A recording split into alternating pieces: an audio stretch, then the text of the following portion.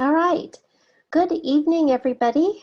Welcome to part 3 of our 4-part webinar series on your skin, your largest organ.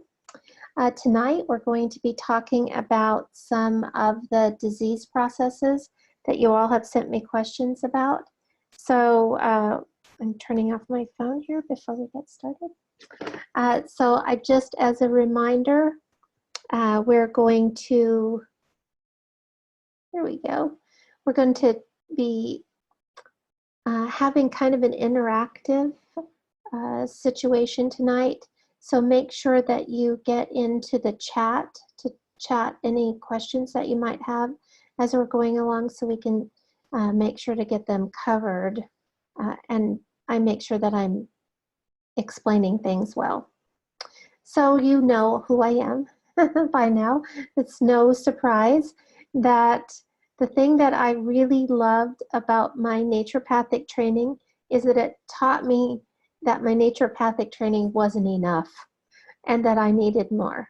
And so I kept seeking out teachers, and I found some European biological medicine classes that were being taught by a doctor from Switzerland. And his greatest gift to me was to teach me that if you could reduce oxidation on the cell membrane, if you could create a slight shift in the pH of the blood, urine, and saliva, and if you could get more minerals into the cells, a body could heal itself of anything. And so our anything that we're talking about right now is the skin. And the skin is such an amazing organ. So we're going to start from the beginning and remember that everything in your body starts with cells. And these cells form tissues. And tissues form organs, and organs form systems, and systems form organisms, and like you and your human body. And these skin cells, as you can see in the round circle, they are very interesting skin cells. And when put together, they create a tissue that is an organ that lives on your outside rather than being an internal organ. And it contains about 2 trillion cells. It weighs at least 8 pounds, and there are about 22 square feet of it covering your body. And without it, we would quite literally evaporate. We would have very little shape. And the skin has lots and lots of different functions. One of the functions is waterproofing, and we discussed how important that is. We talked about insulating and how it protects and manufactures vitamin D, and it interacts with other organs and systems. This is truly an amazing part, and we're going to kind of tie up our webinar series on the skin next week when we talk a little bit more about how it interacts with all the other organs and systems in your body. Remember that your skin's made up of 3 layers, and we're going to talk a bit about some of these things tonight. In the epidermis, it's made mostly of keratinocytes, which you really are going to want to pay attention to tonight. It contains Langerhans cells that interface with our immune system. It contains areas of pigment, melanin, that determines how dark our skin is and protects us from sunburns and all kinds of things. And then there's the dermis, which is made mostly out of collagen and elastin. It contains blood vessels and nerves and sensory fibers and hair follicle and sweat glands. So this is something you want to think about tonight as well. And then the subcutaneous, or sometimes it's called the hypodermis, and it's the fatty layer that's kind of the protection that not only feeds the skin, but it protects us from bumps and bruises. I mean, from bumps and spills, and that's where bruises kind of rise from. So skin cell progression is that about 5 weeks from the bottom layer of the epidermis to the top layer for sloughing off, and we lose an average of about 40,000 skin cells per hour. Now, when we talked about insulation, we talked about how important it is that these how important the blood vessels are, and that vasoconstriction and vasodilation help control our temperature. And I know that some of this picture, I don't know how it happened, but Anyway, I want you to look at the sebaceous glands in the dermis, because this is a really good example of it. And there's also some sweat glands, but we really are going to be concerned about sebaceous glands tonight. So take a good look at that. And here was our discussion on vasodilation and vasoconstriction. And then remember, the dendrites were the nerve cells in your skin, and that they protect us from getting too much damage, but they also protect us in a different way too, in that they help us sense things in our world. So dendrites are really important. These are the nerve cells. And that another layer of protection in our skin are the phagocytes. And phagocytes will gobble up all kinds of bacteria. This is going to be important for our discussion tonight as well. And then here's the melanocyte. Too many little syllables there. And this is those purple areas, the darker purple areas are important because it's here that you produce vitamin C from sunshine. I mean, vitamin D. Vitamin D is essential for all kinds of things, which we can get into at a later date in another advanced class. But if you use too much sunscreen, if you do not allow your skin to see the light of day, you will never produce enough vitamin D for your body. So if you're not regularly sunbathing, not during the part of the day when UV light rays are bad, but early in the morning, late in the afternoon, if you're not allowing your skin to experience the light of day, so to speak, you will not be producing enough vitamin D, and you will need to really depend on supplementation. So some of the diseases and problems of the skin from our first chart were acne, psoriasis, dermatitis, cancer, scleroderma, and dry, oily, or flaky skin. But tonight, we're going to take on these 4 topics. Eczema, which is also atopic dermatitis. And then we're going to talk about seborrheic dermatitis and Darier's disease and skin tags. So let's start with a few definitions. So dermatitis is any kind of inflammation of the skin. So when we get to our topic of atopic dermatitis, I want you to remember that any kind of dermatitis is inflammation in the skin. Sometimes it's caused by an allergic reaction. It always results in some kind of redness, itching, and sometimes some blistering. There are all kinds of reasons for dermatitis. There's contact dermatitis and atopic dermatitis, and let's see, I'm trying to think of what the other one is. These are much different than the seborrheic dermatitis in that they are more connected to the derma and not the sebaceous glands that are located in the dermis.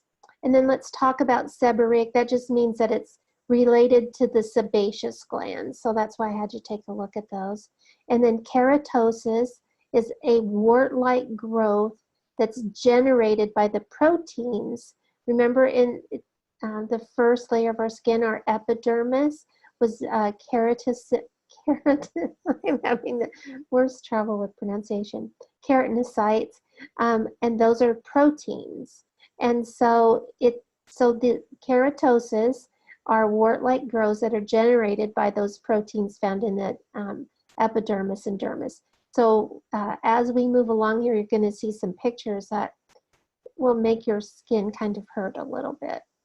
And we're going to talk about which waters and which water protocols and that kind of thing would you use to help someone who had these kinds of issues. So let's start talking about atopic dermatitis.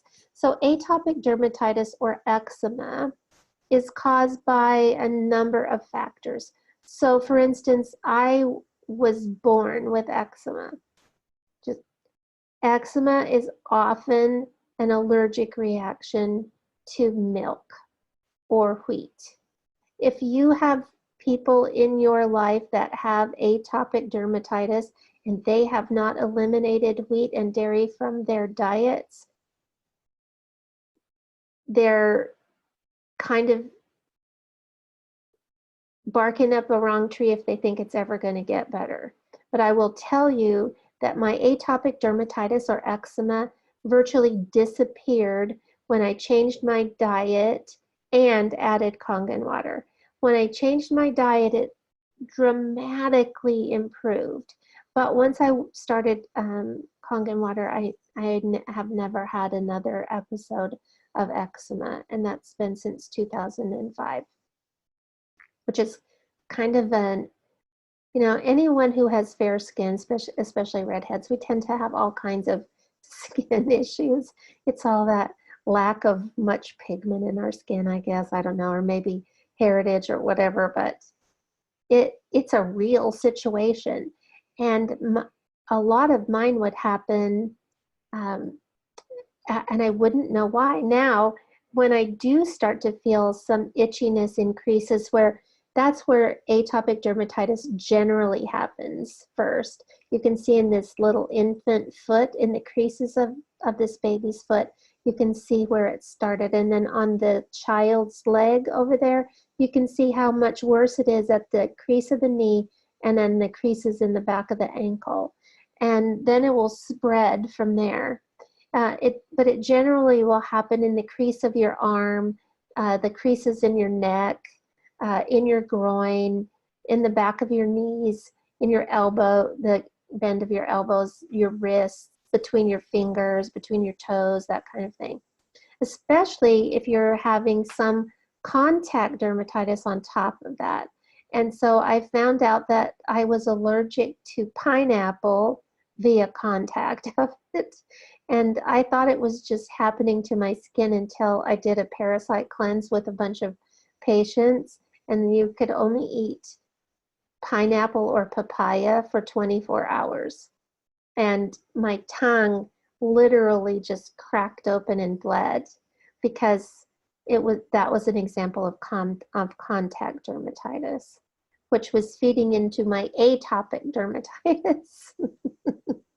So the joys of having one of those bodies that's good to experiment on. So atopic dermatitis will often be accompanied not only by redness and itching, but you can see in these pictures some scaliness, and sometimes it weeps and it has a kind of a yellow crustiness about it. So when you think about all the types of water that you can make with your machine, which one do you think is going to break up that yellow crustiness that has to come off before you could clean it? Anybody have a guess? 2.5? Yes. No, sorry, wrong. Opposite direction. 11.5, huh? Exactly.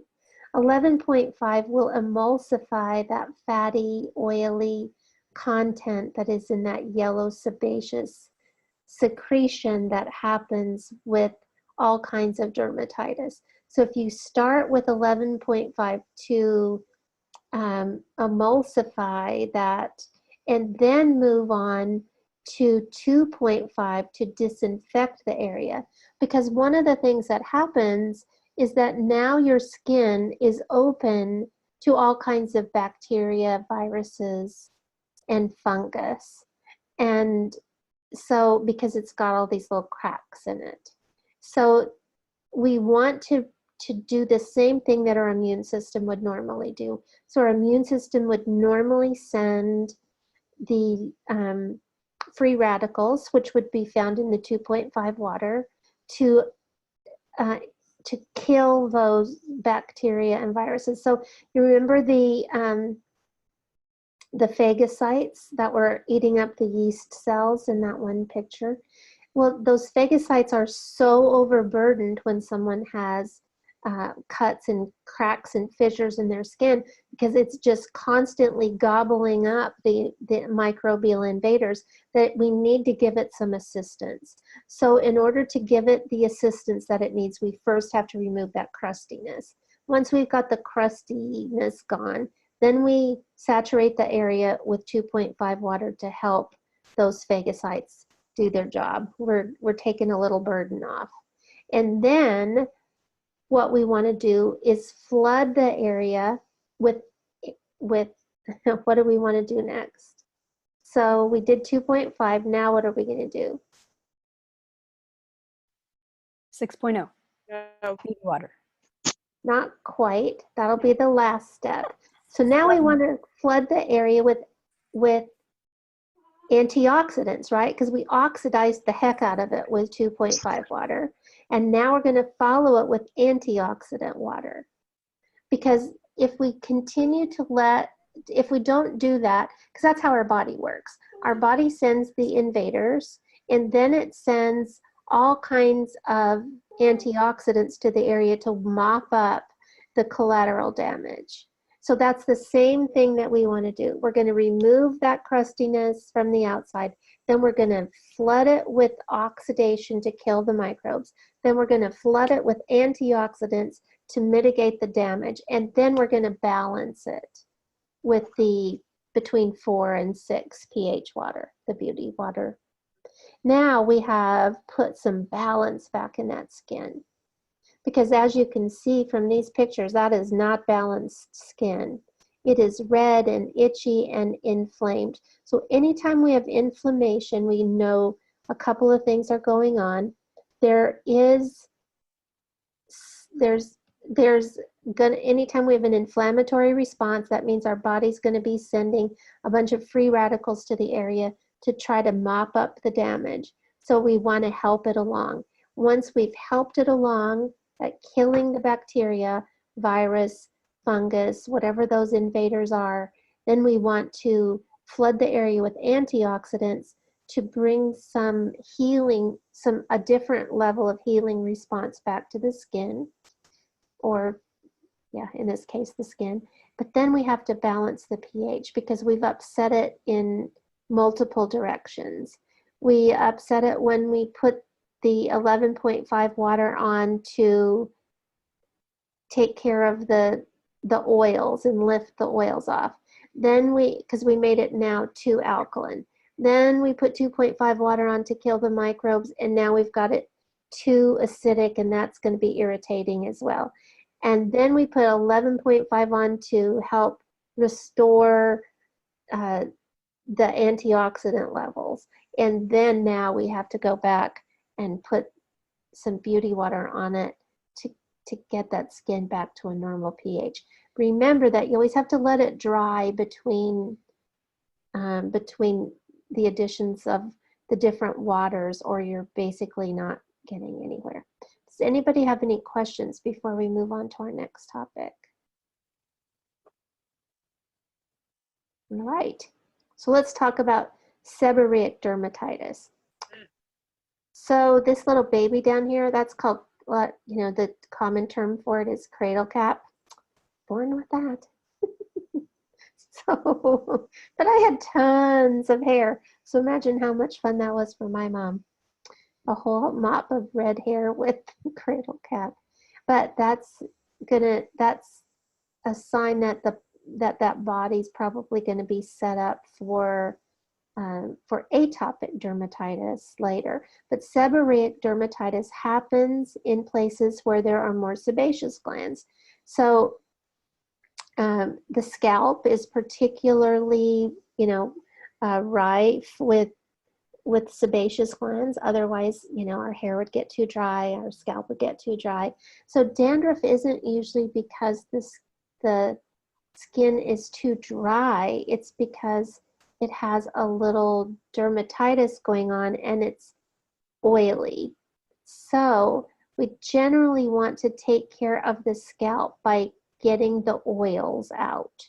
Get the oils out with 11.5 water. So this is the time, if you have someone with seborrheic dermatitis or a little baby with cradle cap, This has some fungal overtones to it. This is going to be more likely to have yeast overgrowth as it progresses. So you would actually separate the hair and spritz 11.5 water, and just keep making parts and spritzing, making parts and spritzing, and have them massage it in a little bit, and then wash their hair.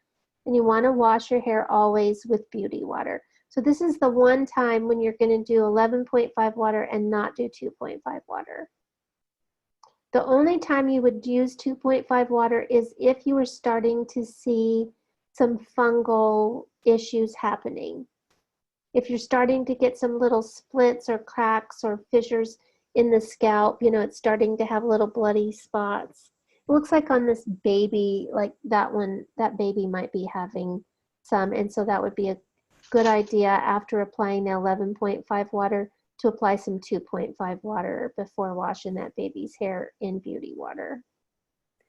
So when you say 11.5, is it the aged 11.5 so that it'll take out the oil, or just fresh? Will it take it off? So if you're not able to emulsify oil with your fresh 11.5 water, it's because you have too much calcium in your water. And so pay attention to that. But yeah, you could use the older 11.5 water because it's particularly good at emulsification after a day or two because the calcium's all dissipated out of it. And then when you're talking about disinfecting for, these kind of medicinal things with 2.5 water, it should be as fresh as possible. Fresh 2.5 water has more disinfecting power than older 2.5 water. And then beauty water changes pH when you heat it. I don't know if any of you have ever tried this before, but you can take beauty water and heat it, and it will change to become alkaline. So you kind of have to wash it with cool water. So my take, how I do it, you can do it however you want. When you're wanting to rinse your body or rinse your hair with with the beauty water, I have it in a container that I sit in a bowl of warm water so that it's not cold or it's not room temperature, it's warm. It's a good way to end your shower because it kind of, so it stimulates your lymphatic system because you were warm and now you're cool, and that sends a lot of blood and lymph to the surface of the skin. But it's never going to be as warm and fun as your shower or your bath, but but you can warm it up so it's not shockingly cold. So seborrheic dermatitis is always going to have that oily component to it. And it can actually spread to other areas. It can take over on eyebrows and men with beards or mustaches. It can happen there. And it can happen because of oiliness. It can happen along the bridge of your nose. Wow. It can happen in the groin, a few other places. So it's a particularly nasty, itchy thing that can really become yeasty pretty quick. Any questions on this one? All right, let's move around to Darier's disease. Now this one's pretty rare. It's a genetic disease, and it starts out with little nodules that are kind of hard, and it's a little itchy, but it spreads. And when it spreads, people don't usually come back from this. This isn't something that's like atopic dermatitis where you treat it and it's gone and maybe you'll have a recurrence. This can happen permanently to these people's skin. And it can, in rare cases, cover almost their entire body. And their skin is very fragile. As you can see from this man's forehead, it has totally taken over the skin on his entire forehead, in his scalp, in his eyebrows, the whole thing. And it happens in places that have more sebaceous glands, because it has an oily component as well. Now, this I've never treated, but my brain tells me that these people would be great candidates for these skin protocols. Just imagine how fragile that skin is. You can see all the little breaks where it's bloody, and gotta believe that cannot be comfortable in any way, shape, or form. So just imagine the relief that they would get from just balancing the pH of the skin. So now you're going to use 11.5 water to get rid of all this crustiness, so their skin begins to actually look somewhat normal. Now you're going to kill the bacteria that's causing these fissures. Now, the other thing to think about is that when someone has trapped, like these, it happens when sebaceous glands can get kind of backed up. So imagine if you're using 11.5 water, you're actually penetrating the skin, and it would allow the sebaceous glands to effectively get the stuff out instead of having it kind of trapped in there, causing these nodules that eventually start oozing this stuff out. And these people's skin smells bad. So imagine what a life sentence that kind of is, to walk around with this scaly, smelly skin. Talk about having your contact with the world be affected by the condition of your skin. So just imagine what kind of life-altering situation it would be if you could help somebody reverse this back to at least fairly normal skin.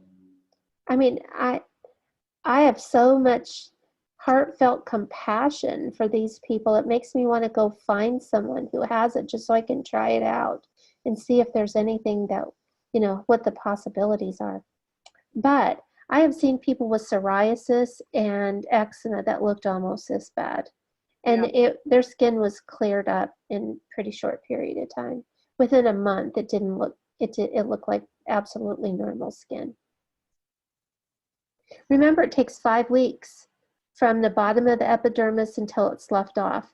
And if you remember your whole cell membrane talk, we have to change the cell membrane. So they've got to be flooding their body from the inside with water as well, so that the antioxidants are actually getting to the skin cells, so that we're beginning to change the quality and the health of the individual cells as well. Again, this looks very much like a problem with mostly dairy products.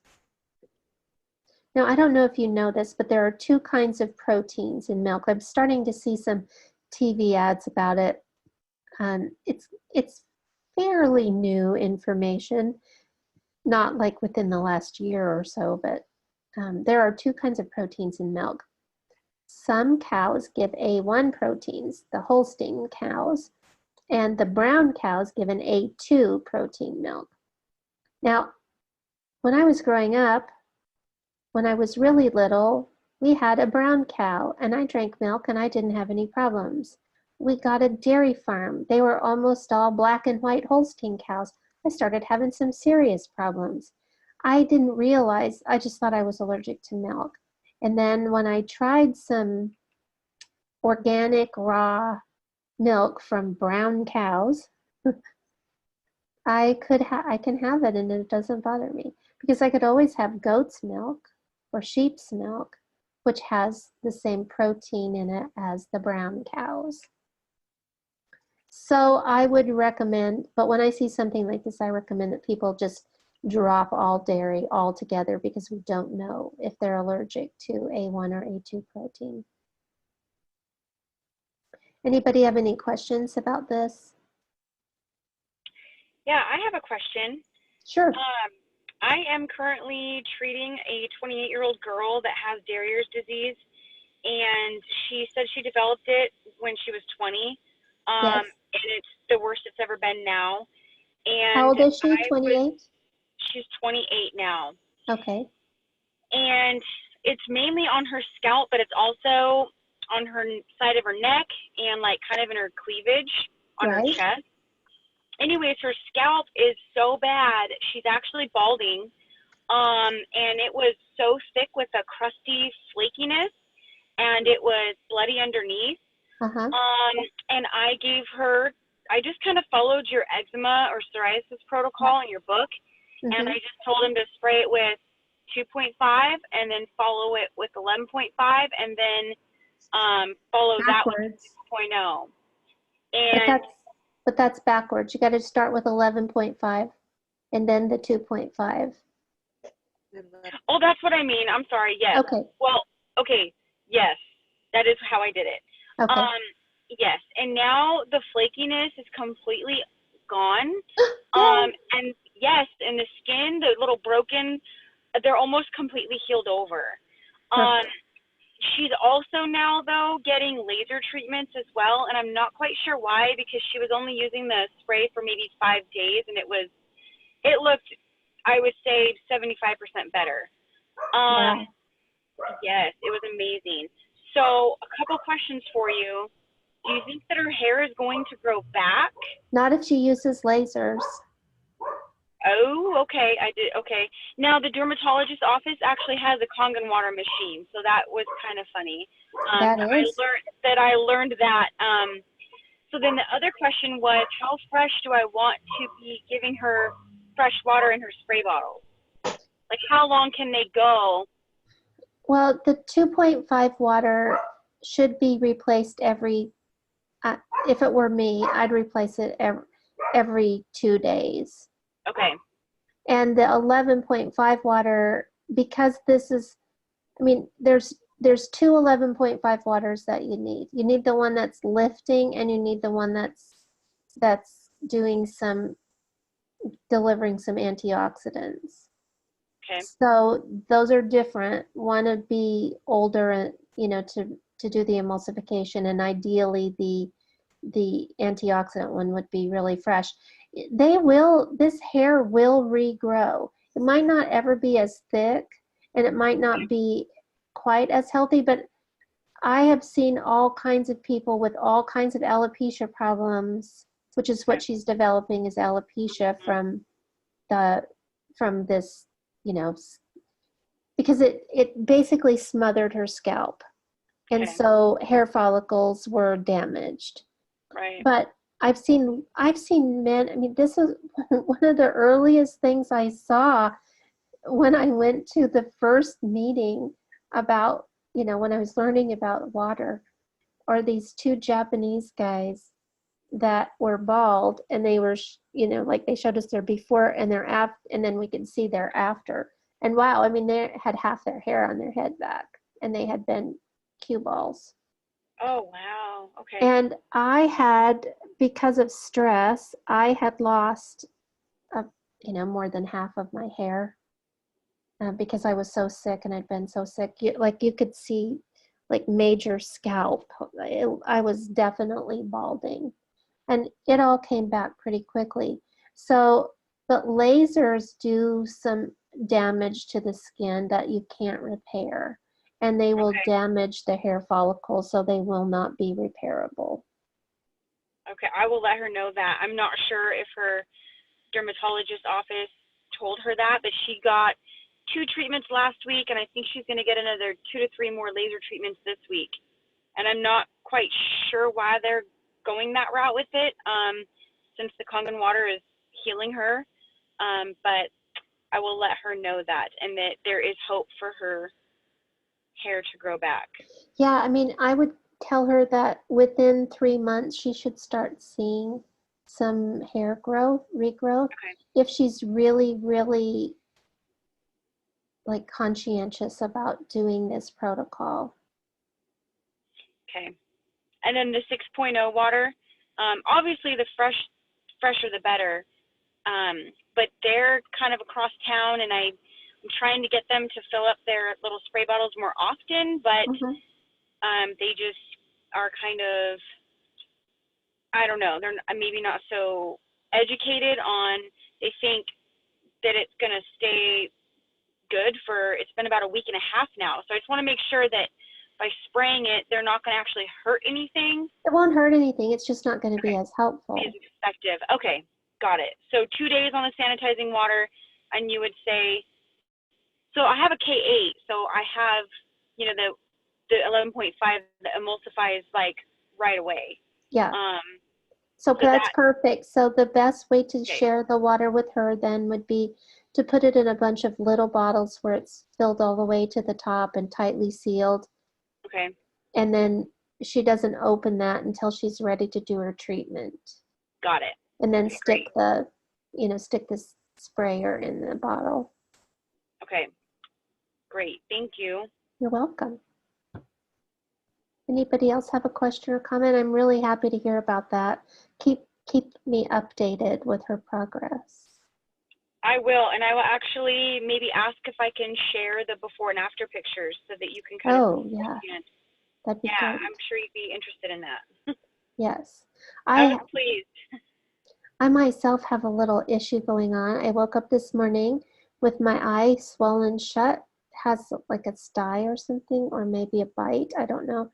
But thanks to water protocols, I actually have an open right eye. Yay. But no makeup because, you know, it's not very good when you're trying to get over something. So right. But Dr. Parker, all natural. There's not really that much difference. Skin tags. So skin tags are actually tumors. And most of them are, you know, most of the time they stay benign. But sometimes they don't. And so it's really important to keep track of them. In homeopathic world, people who develop a lot of skin tags are people who are prone to cancer. I've had cancer twice and I have a fair amount of skin tags. So in my case, it seems to be the truth. So skin tags, treatment of skin tags is to actually use beauty water more often. I'm pretty lax about it these days, and my skin tags have gotten worse. So a lot of it's hormonally driven. So a lot of women get skin tags after they've given birth and their hormones or while they're pregnant. It also tends to happen during perimenopause and during menopause for women, and during andropause for men. Skin tags inherent, like they're not generally cancerous, but can sometimes become cancerous and tend to develop on people who have blood sugar issues, who have hormonal imbalance issues, that kind of thing. So they're kind of like a canary in a coal mine. So if you tend to have skin tags or know someone who does, you know you really ought to watch. You probably ought to have your hormone levels checked. Probably ought to look at your blood sugar pretty often and make sure that that's not an issue. And just keep treating the cells from the inside. Now like I don't have any that are big like this. I mean, mine are kind of tiny little ones. If only you could see my finger, I would be showing you where I'm pointing. But in that bottom picture, the little tiny ones, that's more what mine are like. I did have bigger ones before I started drinking Kangen water, and they fell off on their own. You know, your body will do remarkable things sometimes. So it's just, they are something that you should have checked pretty regularly. But honestly, I think the best situation for skin tags, if they're bothering you, if they're in a place that, so I forgot, some of the other things that cause skin tags are ill-fitting clothing, you know, like, you know, do away with your Spanx, ladies. That's not really, they're not good for you. And so really tight-fitting clothes that rub or chafe will cause them. What else? Hormones, like I said. Food allergies can cause skin tags. Anything that bothers your skin, you know, anything that, even things like using certain laundry detergents can start a skin irritation that can actually turn into a skin tag. Like I said, some skin tags will go away, some will fall off, some will just disappear and you don't even know what happened to them because it's not like you found them laying around anywhere. You just notice one day that they're gone. And that generally happens when you are using when you're using beauty water regularly at the end of your shower. Because I need you to remember that soap of all kinds is very alkaline and your skin is not. So when we shower, our city water is generally at least slightly alkaline. We're using soap that's quite alkaline. Now we're all finished, we dry off and our skin is dry. So most of us use lotion. But if you use beauty water, a spritz of beauty water first, before you put lotion on, you really change the pH of your skin. You put it back to the place it needs to be its healthiest and most moisturized. And then if you want to add some lotion, it's great. I mean, that's the great thing about these water machines is that they save you so much money in so many ways that you don't really think about. So you can use a quarter as much lotion as you used to because your skin's not so dry anymore. Even during harsher weather, your skin's just not as dry because you're properly hydrated, which works its way out to your skin. And then if you're using beauty water at the end of a shower or bath, you're rebalancing your skin and it's not as dry.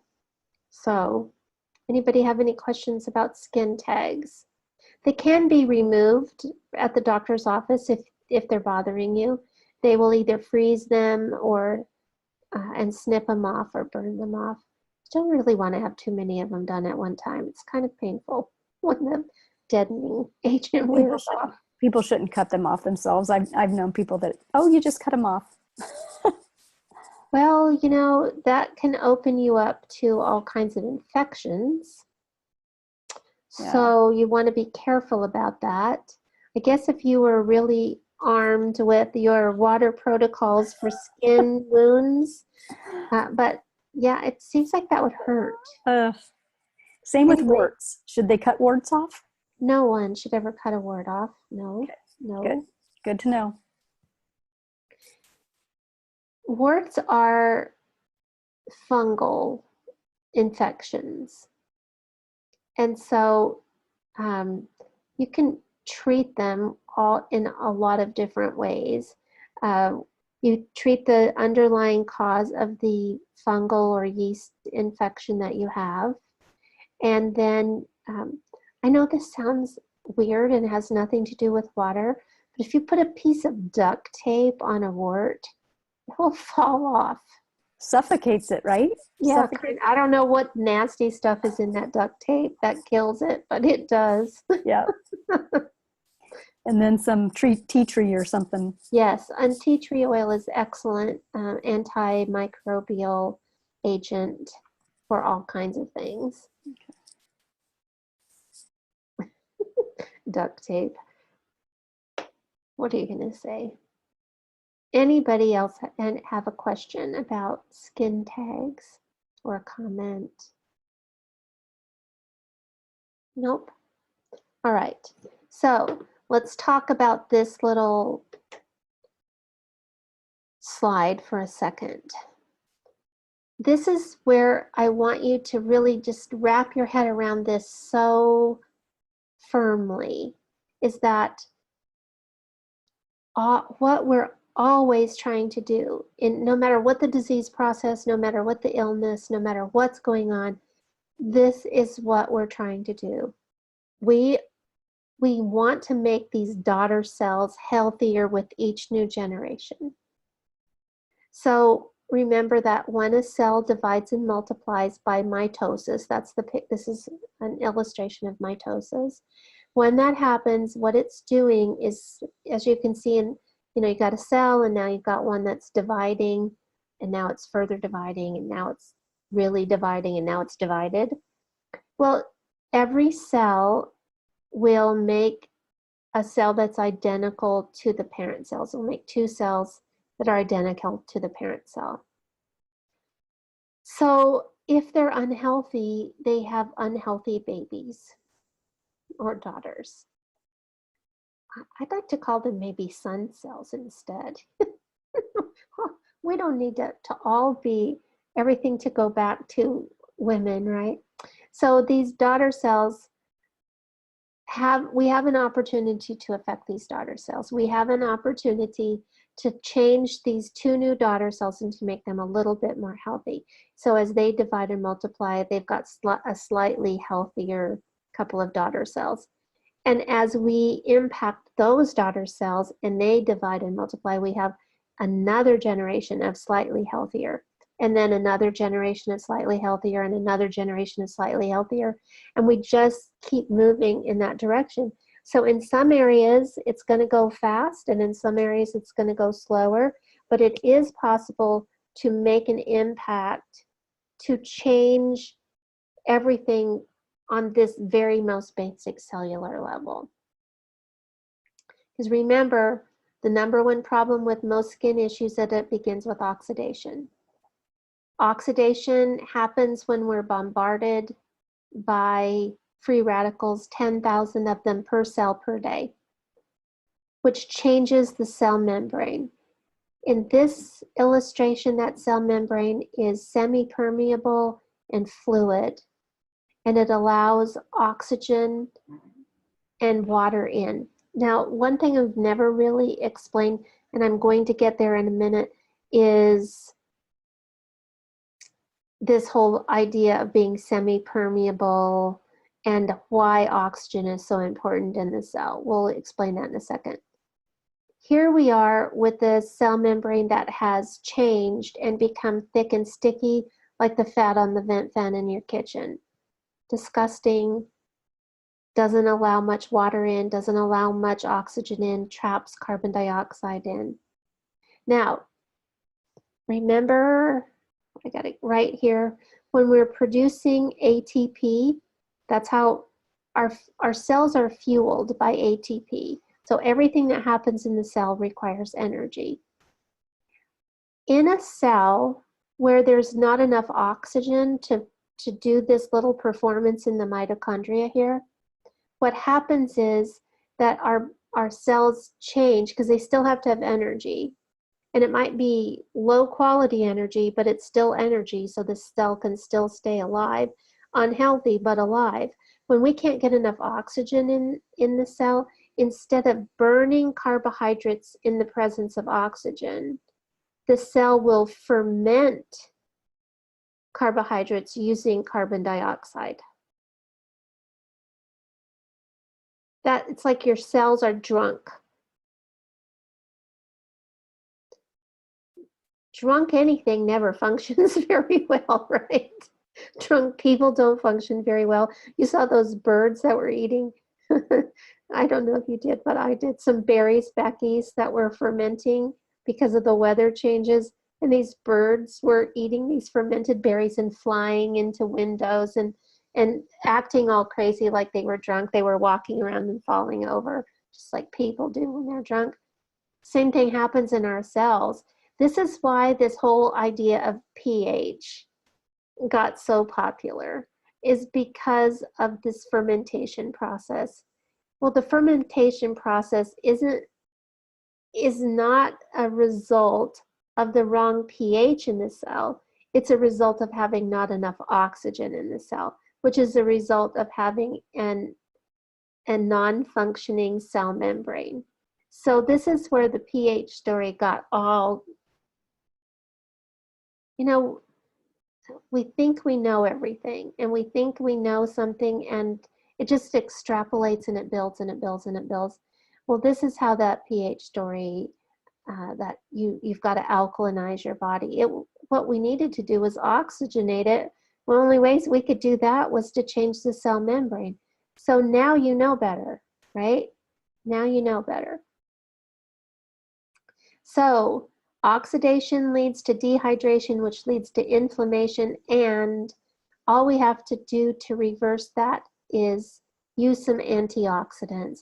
And the perfect antioxidants are found in Enagic's water. And it's not in all ionized water, but in high quality ionized water, because when water and electricity comes together, it produces some interesting things. It's going to give us more oxygen. It's going to give us this all-important hydrogen. And while the ions create the pH changes, it's the hydrogen that creates the antioxidants. So we really want to concentrate on high concentrations of hydrogen gas, because in the presence of platinum, hydrogen gas will give up its electrons and give us what is ideally the best antioxidant. Because as a free radical that's lost its electron and becomes obsessed with finding another one, if we can just give it back its electron, then we're in perfect shape.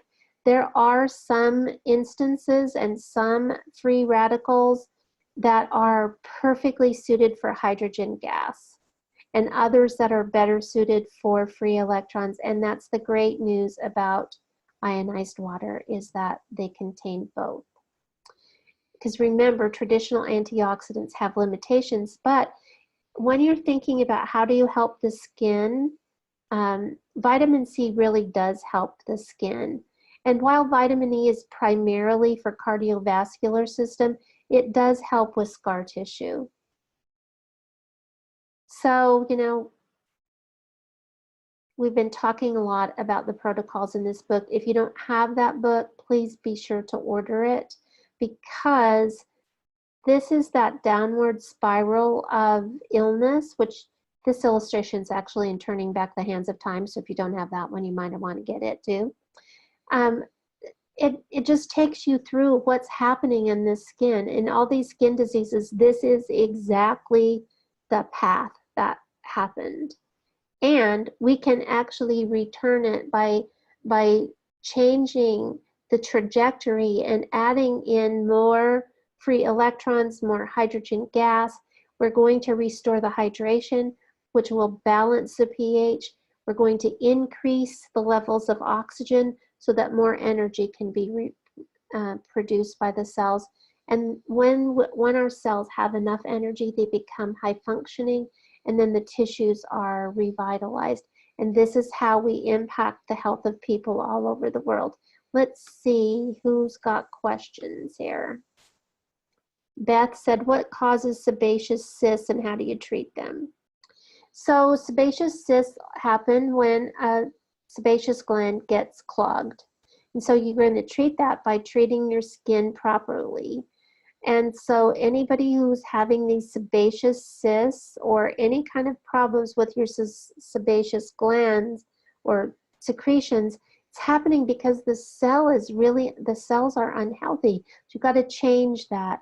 You're going to change that from the inside, and from the outside, you're going to remove those sebaceous, that oily kind of crustiness that happens as sebaceous glands leak once they're because the fat in them is thick and sticky too. That's why it's not coming out properly, and that's what's causing it to be trapped. So then just using 11.5 to emulsify the fat, and then beauty water to balance the skin. That's how I would treat that, Beth.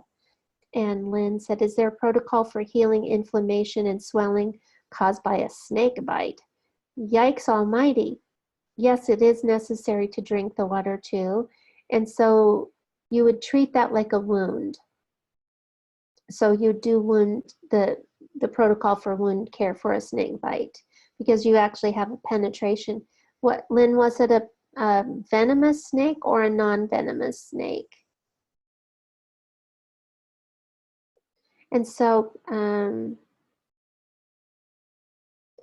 so on Darier's disease, we're going to just go over that one more time. 11.5, 2.5, 11.5, and 6.0. That's the that's the progression for that particular situation. And Robin is 6.0 for scar tissue, 1 week old injury protocol. Yes. So so beauty water, that 4 to 6 pH, whatever your machine is making, will really help with scar tissue. Scar tissue and a combination of vitamin E and vitamin C is really helpful. But like I told you, I have this terrible scar on my arm, and that looked bad for years. And I noticed when I started drinking Kangen water and using the beauty water on my skin, the quality of that scar is amazingly different. And I have feeling back in it. And the protocol for warts, you would want to use 2.5 water on a wart pretty regularly, unless you want to use duct tape. So anybody else have a question?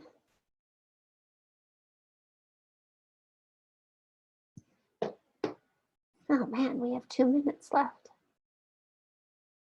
We only have 1 more week. If you have not signed up for the next series, I've been really particularly bad, and I have not changed the prices on anything. So you can still get the cheaper price if you haven't signed up.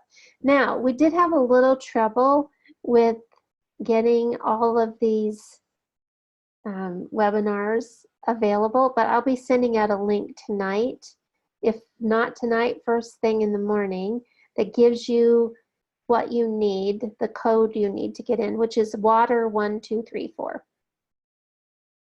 So when you go to Amanda's site and you're looking for these things, the code to get into this particular series is water1234.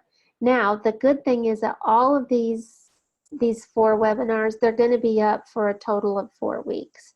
So they're up now, and so for the next 4 weeks, they'll be up and available. Since we kind of got a late start, we're going to leave them up a little longer for you.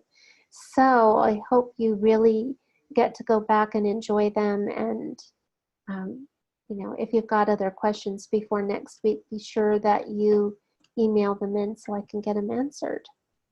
Does anybody else have any questions before we call it a night? Nope. All right. Well, so happy that, oh wait. So Cassandra said, so Darier's disease is possibly not reversible because it's genetic. So remember, your DNA is not your destiny, right? So you can actually change things.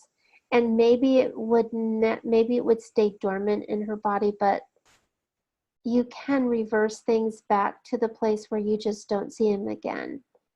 It wouldn't be too much different than my atopic dermatitis that I came out of the womb, practically came out of the womb with, and had it off and on my whole childhood and young adulthood and middle adulthood.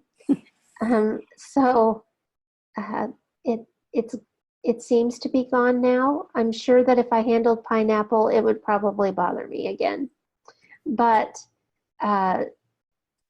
it's just one of those things that when you treat the symptoms properly, and you're not just treating the symptoms, because that's the thing that I learned in naturopathic medicine. In naturopathic medicine, I learned to treat symptoms. In biological medicine, I learned to treat causes. And so that's what I'm trying to help you with. Let's treat the underlying cause, which is the unhealthy skin cells. Let's treat that.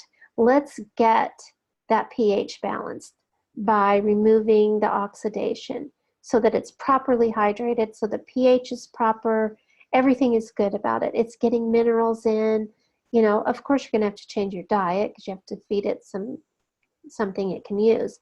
But when you do those things, it's as though this isn't really affecting you on a daily basis because it's under control. Your body is healing itself from the inside out and the outside in.